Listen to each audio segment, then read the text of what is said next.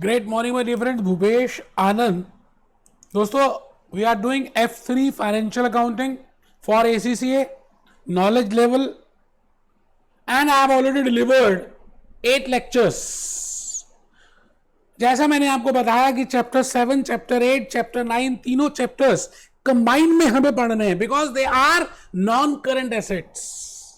Now non-current assets can be of two types. One is tangible non-current assets and second can be intangible non-current assets.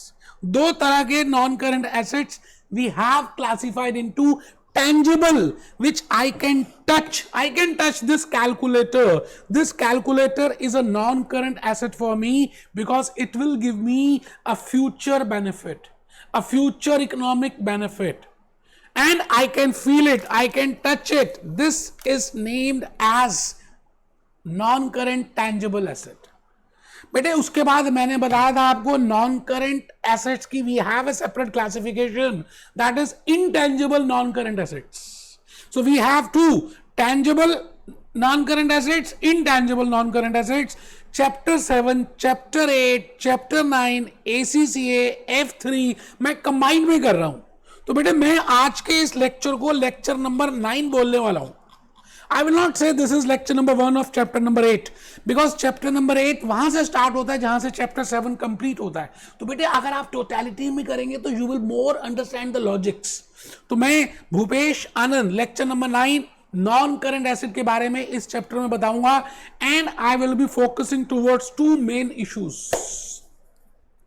बेटे एक तो हम बात करेंगे disposal की, डिस्पोजल यस, और दूसरी बात करेंगे रिवैल्यूएशन की. आई will be talking of tangible non current assets but in last chapter मैंने बात किया था नॉन करंट एसेट होते क्या हैं, वो भी देख लेते हैं. आप पहले रजिस्टर निकालिए जी. स्पाइनल कॉर्ड सीधी बिल्कुल टेबल चेयर में बैठ के पढ़ना है बेटे. मोबाइल फोन ऑफ कर दीजिए बिकॉज आज ये इंट्रो लेक्चर है for chapter 8. I have named it as lecture number 9 because you have to do it in totality. So we have already discussed some basic logics in this. बेटे मैंने एक बड़ी प्यारी सी कोटेशन लिखी है, आप पहले जल्दी से रजिस्टर निकाल लें, तब तक मैं आपके लिए कोटेशन को पढ़ रहा हूं. आइए जी इस कोटेशन को हम देखेंगे. बड़ी प्यारी सी कोटेशन है.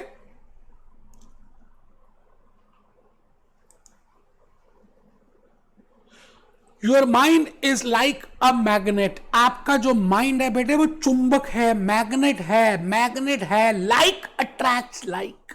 आप जो सोचेंगे, आप जो थॉट्स लेकर आएंगे, आप ब्लेसिंग सोचेंगे तो आप ब्लेसिंग्स को अट्रैक्ट करेंगे. तो बेटे मैंने लिखा your mind is like a magnet. If you think blessings you will attract blessing. Your mind is like a magnet. आपका माइंड मैग्नेट है. आप जो सोचेंगे कि ACCA F3 क्लियर नहीं होगा तो नहीं होगा. भगवान कहते हैं तथास्तु, अल्लाह मियां कहते हैं तथास्तु. जो आप सोचोगे वही होने वाला है. So your mind is like a magnet. If you think blessing you will attract blessing and if you think problems, अगर आप प्रॉब्लम से सोचोगे तो बेटे यू विल अट्रैक्ट प्रॉब्लम्स. तो आपका दिमाग मैग्नेट है. इस बात का ध्यान रखना बेटे. मैं भूपेश आनंद एक बार दोबारा से 2 मिनट लेकर आपको बता दूं कि मैंने कहानी शुरू की थी आज से 8 लेक्चर्स पहले जब मैंने लेक्चर 1 बताया था. I have told you something about expenditure. Expenditure are of 2 types, revenue and capital. Capital expenditure के बाद फिर मैंने आपको फीचर्स बताए थे. Then I have told you what I mean by assets. Capital expenditure से जन्म हुआ एसेट्स का. Because revenue expenditures are for recurring in nature, जो रेगुलर होते ही रहते हैं. बट कैपिटल एक्सपेंडिचर से जन्म हुआ किसका? कैपिटल बेटे एसेट का. Assets are of 2 types, current assets and non-current assets, and we have bifurcated on the basis of a benchmark named as liquidity.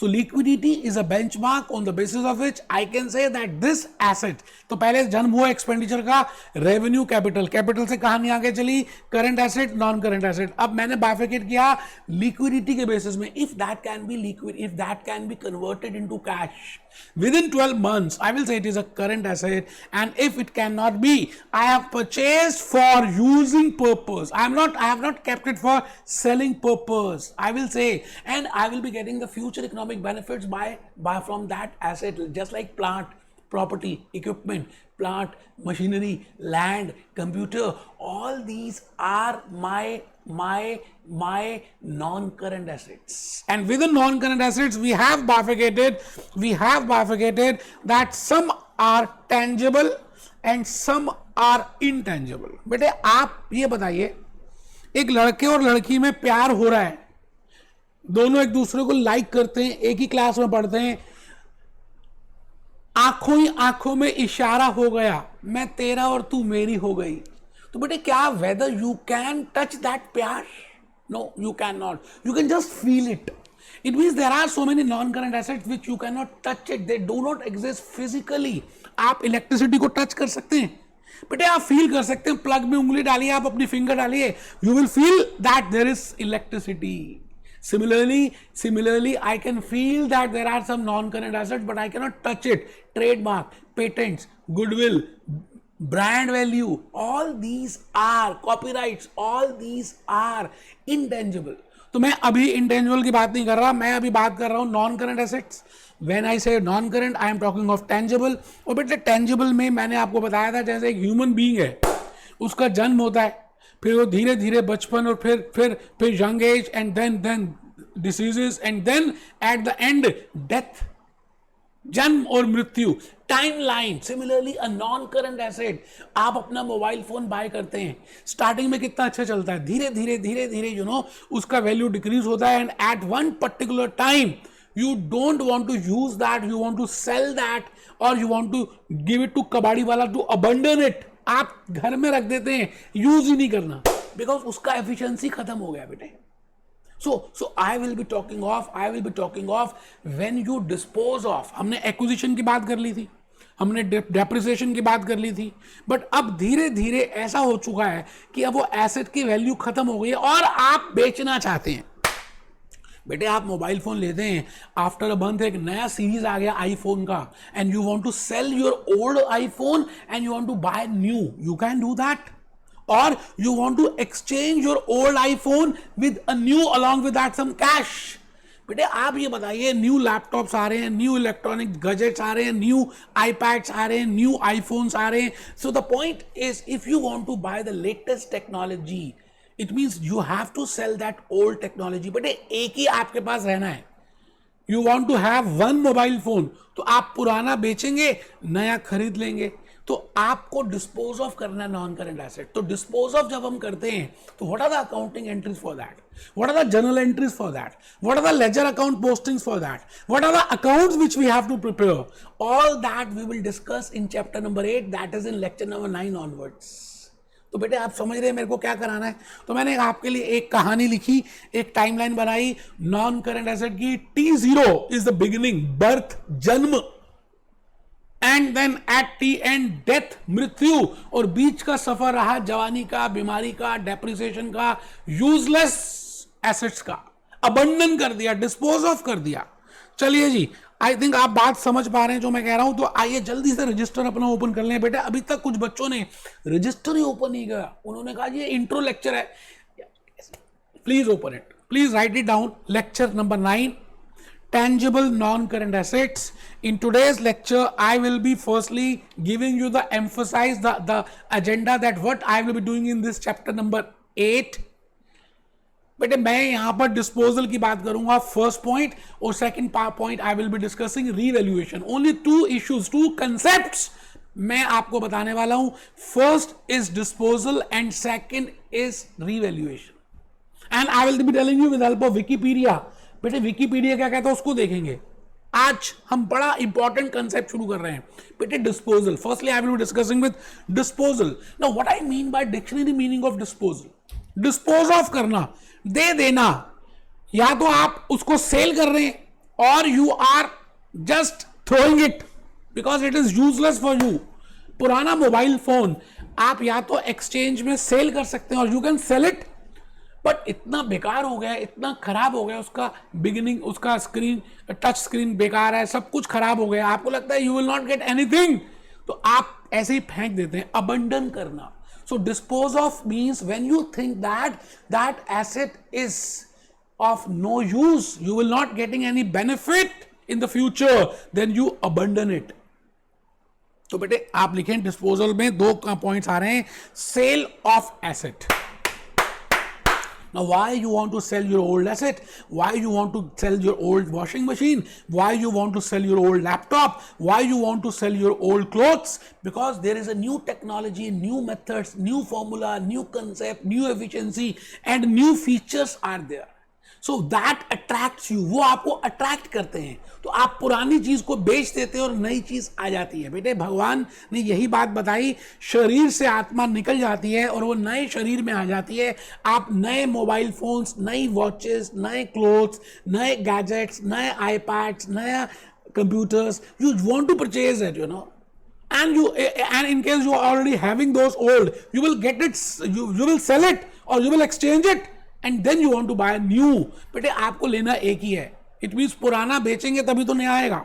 तो sale of asset, abandon of asset, reasons for disposal. I think I have told you what are the reasons for disposal.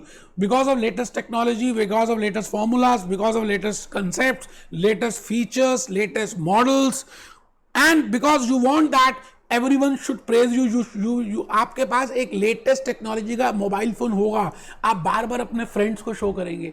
So it can be any reason. Next point which you have to write down is, बेटे सबको लिखना है non current assets. मैं इनको कई बार बोलूंगा PPE because as per IAS 16 they are also named as plant property equipment. So non current assets PPE to be derecognized as there is no expectation of future benefits. बेटे जब मैंने acquire किया था, जब मैंने परचेज किया था, assets मेरे घर आ रहे थे, assets are coming in, I am inviting those assets, assets have the debit balance, because assets are increasing, because they have the debit balance, I will debit those assets. But now I am disposing of assets. मैं asset को दे रहा हूं, मैं assets को बेच रहा हूं, मैं एसेट्स को अबंडन कर रहा हूं, तो बेटे आई विल क्रेडिट एसेट्स. बड़ा सिंपल सा लॉजिक है. ऑपोजिट रिवर्स करेंगे. इसका मतलब when I credit by non current asset, it means I am derecognising it. When I am debiting it, it means I am recognizing the asset, but when I am throwing it, it means I want to derecognize that asset. So बेटे non-current assets PP to be derecognized as there is no expectation of future benefits. So whenever you want to sell, you want to dispose of your asset, that is selling it or abandoning it, it means you are not expecting any future benefits. So आपको उस case में उसको derecognize करना पड़ेगा, credit करना पड़ेगा, opposite entry करनी पड़ेगी. So as per dual effect it is necessary to record the. Now the point is, बेटे जब आप सेल कर रहे हैं तो आप ये बताइए, सेल कर रहे हैं तो it is a transaction. Now when it is a transaction, it has to be recorded. So disposal entry has to be done in the books of accounts. तो इस चैप्टर नंबर 8 में लेक्चर नंबर 9 ऑनवर्ड्स हम discuss करेंगे that what are the entries for disposing of the fixed assets, non current assets, tangible non current assets. ठीक है जी, बड़ा ही simple है sir. मैंने आपको आई थिंक बिगिनिंग में लास्ट लेक्चर्स अप टू 8 तक आई have told you that when I M acquiring those assets, I will be passing one entry, I will B debiting non current assets and I will B crediting cash. मैं non current assets को debit करूंगा और cash को credit करने वाला हूं. And eight the time of disposal, disposal में क्या होगा बेटे, डिस्पोजल में क्या होगा, ऑपोजिट, डीरेकॉग्नाइजिंग इट. यहां पर मैं इसको रिकॉग्नाइज कर रहा हूं, that's why I am debiting non current assets. But here I am derecognising it, so I will credit non current asset. बेटे आराम से देखना है, रटना कुछ भी नहीं है, हम लॉजिकली चलेंगे, लॉजिकली बात को समझेंगे. आप आराम से पहले नोट करें. बेटे मैं रुक गया हूं, एक बच्चा कहता था हाँ रुक जाओ थोड़ी देर. ठीक है बेटा मैं रुक गया हूं, हाथ ऊपर कर दिया मैंने. T0 in the beginning, Tn at the time I am disposing it. At the time of acquisition is T0 and when I am disposing it, it is Tn. In the T0 मैं entry पास कर रहा हूं, debit non current assets, debit non current assets, debit non current assets, credit cash. We have already done. Non current asset is coming, so आप debit करेंगे, cash जा रहा तो आप क्रेडिट करेंगे, दोनों एसेट्स हैं. Asset when increases with debited, asset when decreases with credited. तो फर्स्ट एंट्री T0 एक्विजिशन तो सिंपल है, इतने सारे क्वेश्चंस भी किए. But when at Tn I want to dispose it of, it means I want to derecognize that non-current asset. It means I will derecognize, means I will credit non-current asset. और cash आ रहा है बेटे, जब मैं बेचूंगा तो पैसे आएंगे, तो कैश को डेबिट करेंगे, डेबिट करेंगे, डेबिट करेंगे, नॉन करंट एसेट क्रेडिट करेंगे, क्रेडिट करेंगे, क्रेडिट करेंगे. तो आप नोट कर लें बेटे बस, disposal of asset can be. अब आप मुझे एक चीज बताना बेटे, दिवाली में हमारी इंडिया में दिवाली बड़ा एक फेमस एक फेमस फेस्टिवल है. And at that time Flipkart, Amazon, ये बड़ी ग्रैंड सेल्स के लिए आता है. जैसे नवरात्रि में स्टार्ट हो जाती है सेल दिवाली से पहले, और जनरली सब Indians they purchase some new goods on the eve of Diwali और धनतेरस और छोटी Diwali as the case may be. बेटे कई बार आपने देखा क्रोमा में, रिलायंस डिजिटल में और MI शोरूम्स में और ओप्पो में, that they are also giving you exchange offer. Exchange offer, yes. आप पुराना फोन ले आइए, नया फोन ले जाइए और कुछ और पैसे दे दीजिए. पुरानी वाइफ ले आइए, नई वाइफ ले जाइए और कुछ और पैसे दे दीजिए. एक बच्चा तो ध्यान से सुन ही नहीं रहा, मैंने क्या बोल दिया. आप पुराना स्कूटर ले आइए, Maruti Suzuki in India they have given a offer that please give us the old your car, purchase we will give you new car, in exchange of old car you have to pay some more money. It means when that seller is giving the offer to the buyer that you can exchange that old asset, क्योंकि एक ही रखना है बेटे, एक ही asset रखना है, तो आप पुराना एसेट हमें दे दीजिए, कुछ पैसे भी दे दीजिए, हम आपको नया एसेट दे देंगे. It means you are exchanging the old asset in exchange of new. It means you are buying the new asset in exchange of old. और आप डायरेक्टली मार्केट में भी सेल कर सकते हैं. It means you can sell it in the market and you can realise cash, or you can get it exchanged through your supplier, through the seller, in case that option is there. So I will say it is named as exchange option. मैं क्या बोलूंगा, इसका नाम है exchange option. तो disposal of assets can be in exchange of cash or in exchange of new asset, वो देख लेंगे. अच्छा आप ये बताओ बेटे, जब हम बेचते हैं किसी भी चीज को, आपको मैंने अकाउंटिंग इक्वेशन में बताया था that whenever we are selling the goods, we are selling it at profit. And what are the entries, how accounting equation will be affected in case of a profit, and what are the general entries for that we have already discussed. Similarly here, when I am disposing of my non-current asset, जब मैं non-current asset को बेच रहा हूं, तो जब non-current asset को बेचते समय कुछ वैल्यू तो मुझे रियलाइज होगा बेटे, उसको बोलते हैं sale proceeds. The value, the cash I will be getting by disposing of that old value, though old asset, that is named as sale proceeds. Sale proceeds, sale proceeds. Now the point is that sale proceeds I can get more than the carrying amount. बेटे मेरा fix asset, non current asset का जो value आ रहा है, let it be x. So, but there are three scenarios which can be possible, that if sale proceeds is greater than carrying value.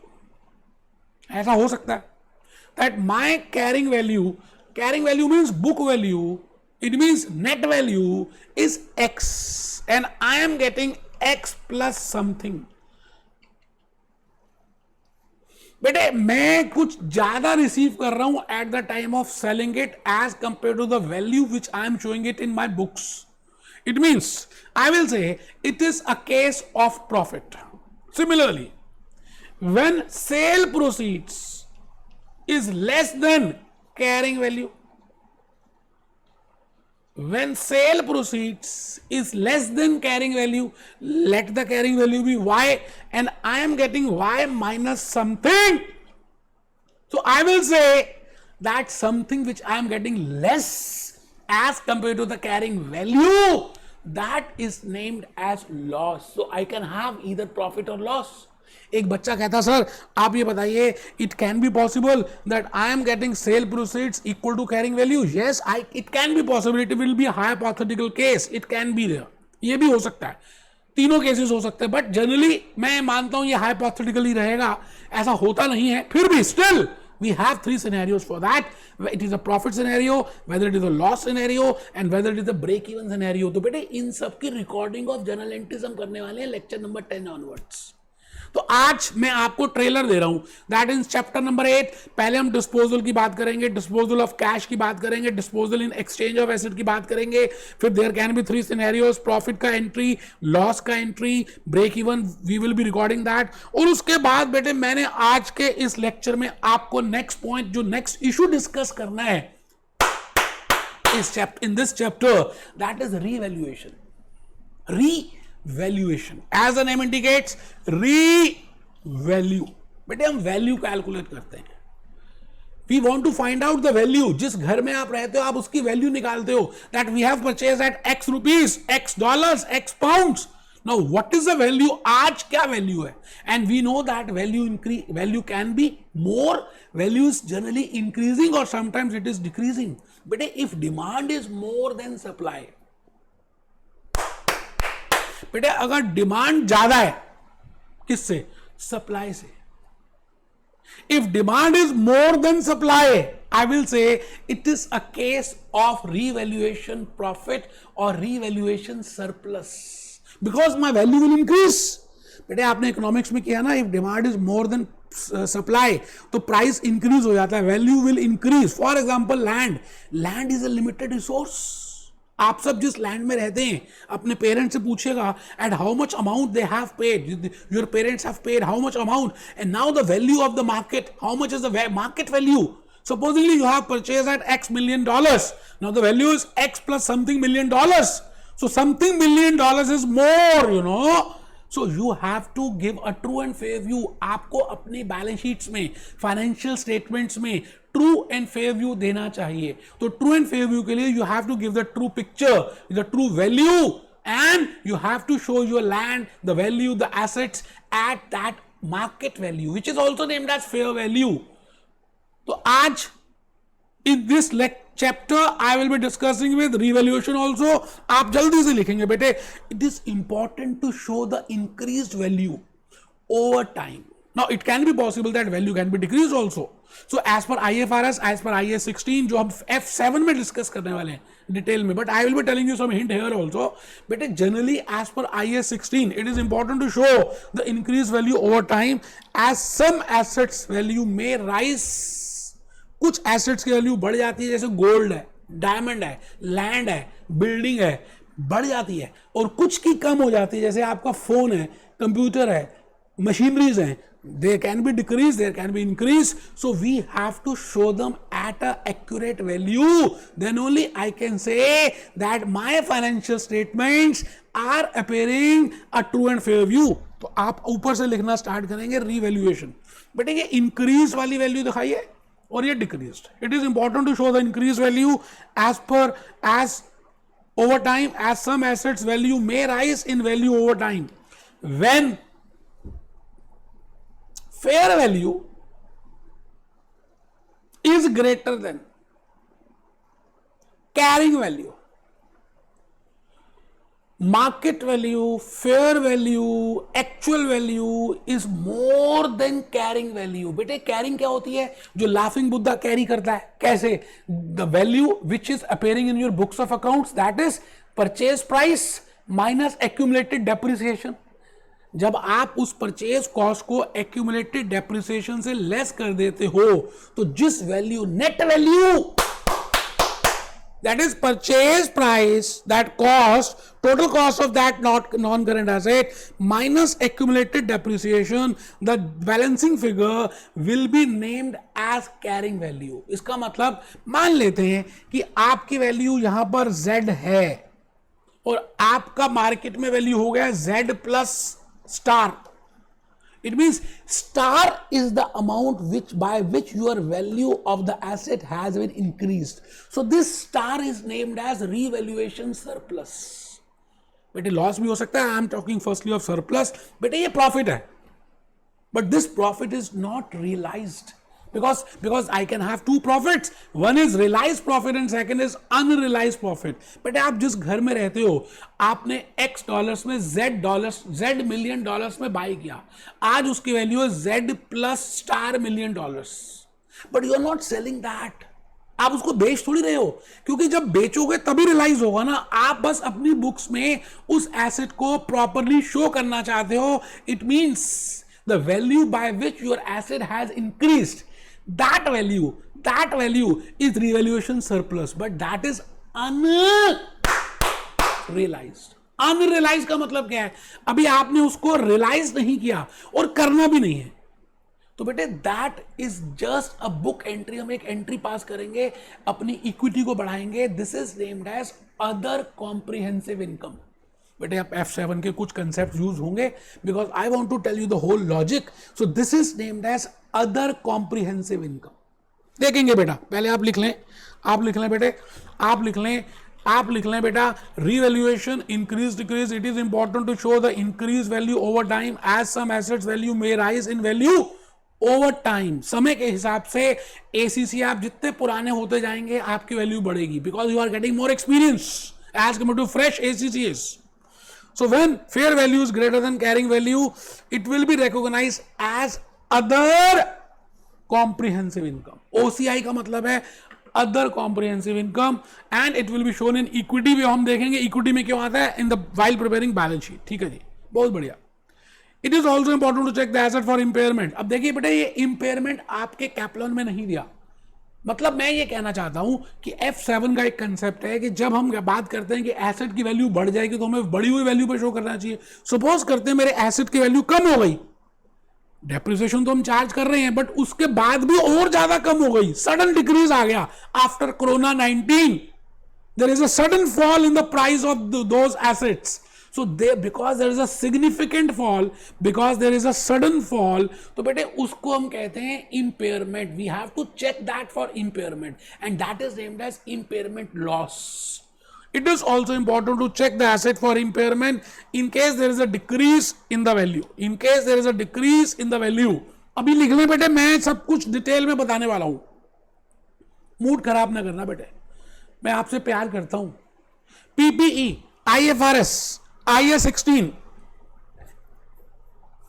can use cost model or can use revaluation model. When I say cost model, it means I will compare the market value, the fair value with carrying amount. I will be comparing with carrying value. If there is a sudden decrease in the carrying value, if I say the fair value is less than the carrying value, I will go for impairment. That is not in your course, but ये प्यार है बेटे जो I want to tell you that what I mean by impairment. आप ऐसा समझ लीजिए ना, revaluation loss है तो हम उसको revaluation loss ना कहकर impairment कह देते हैं, और revaluation profit है तो हम उसको revaluation surplus कह देते हैं. बस और कोई टेंशन वाली बात ही नहीं है बेटे. मार्केट वैल्यू, फेयर वैल्यू आप लिख रहे हैं. एक बच्चा तो सो रहा है बेटे, थप्पड़ मारने का मन कर रहा है.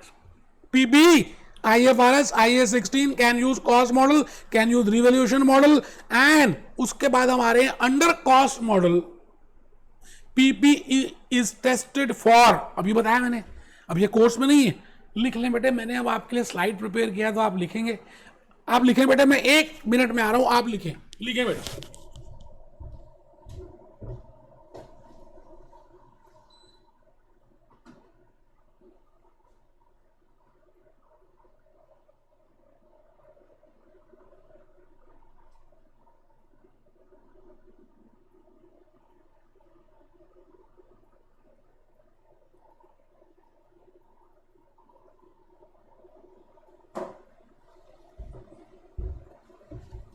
लिखा जी, अंडर कॉस्ट मॉडल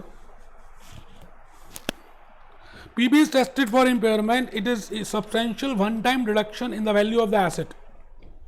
डिस्कस करेंगे बेटे. If carrying value is more than recoverable amount, it means मैंने उसको बोला फेयर वैल्यू, आप फेयर वैल्यू कह दें या आप रिकवरेबल वैल्यू भी कह सकते हैं, बेटर वर्ड है recoverable because IAS 16 has use the word recoverable. वैसे आपको समझने के लिए बताना है कि अगर फेयर वैल्यू ज़्यादा है तो प्रॉफिट है, और अगर फेयर वैल्यू कम है तो लॉस है। उस लॉस का नाम है इम्पेयरमेंट लॉस, और उसका भी एंट्री हमें पास करना चाहिए। ये बातें मैंने बतानी है। आइए आइए, मैं भूपेश आनंद आपको ले चलता हूँ बेटे। कहाँ सर, कहाँ लेके जा रहे हैं बेटे? विकिपीडिया में चलेंगे, विकिपीडिया में चलेंगे, एक बार देखेंगे क्या मैंने आपके लिए वहां पर निकाला हुआ विकिपीडिया। चेक करिए बेटे, मैं आपसे बार बार ये कहता हूं कि आप you have to add on your knowledge with these sites, and Wikipedia is one of the best site which I appreciate. Now fixed assets verification, improve the article, this fixed asset news. Now they have given historical cost, this accounting standards, ये करेंगे, सब discuss करेंगे बेटे। accounting for assets, fixed assets also known as tangible assets, property plant and equipment, it is this assets such as the can be current assets क्या होते हैं आपको पता ही है, ठीक है जी। हम IA 16 की बात कर रहे हैं, PPE की बात कर रहे हैं, प्लांट प्रॉपर्टी इक्विपमेंट की बात कर रहे हैं, ठीक है जी। डिफाइंस दोस्त सॉरी, कैश रजिस्टर्स हमने क्वेश्चन किया था बेटे। Motor vehicle, car, machinery, depreciation allowance, फिर डेप्रिसिएशन की बात कर रहे हैं। और यहां पर देखिए fix asset management, fix asset registers, सब कुछ उन्होंने बढ़िया से बताया हुआ है। Fix asset management, like kind exchange, you can exchange it, you can sell it, you can dispose it off, you can even revalue your assets। revalue क्या बेटे मीनिंग, जरा देखते हैं meaning. In finance, a revaluation of fixed asset is an action that may be required to accurately describe the true value of the capital goods of a business owned. This should be distinguished from plant depreciation. Depreciation तो हमें पता ही है regularly कम होगा, ठीक है। Where the recorded decline in the asset is this age. Okay. So the point is, मैं आपसे ये कहना चाहता हूँ, fix asset register, fix asset management, depreciation हमने कर लिया था, लिस्ट ऑफ दिस ये मैंने प्रेस कर दिया बेटा। और भी डिटेल चाहिए तो लाइक काइंड एक्सचेंज में ये इन्होंने बड़ा सारा और भी बताया that what I mean bye like kind exchange. So the point is, आप अपनी नॉलेज को थोड़ा सा और ज्यादा इनके साथ एनहेंस करें। होप आपको आज का lecture, this is intro lecture, just I want to tell you that what I will be discussing in chapter number 8, but this is lecture number 9 because all these 3 chapters are in toto। Be happy, be jolly, be cheerful। next lecture बड़ा ही precious है बेटे, because आपको मैंने disposal of entries, disposal of non current assets की journal entries, ledger accounts, disposal account, fix asset, non current asset disposal account, accumulated depreciation account, non current asset account, तीनों की बातें करनी है। तो आप एक बार अपना स्टडी टेक्स्ट पढ़ लें, after that attend that lecture number 10। मुझे लगता है ज़्यादा फायदा रहेगा। Be happy, B jolly, B cheerful.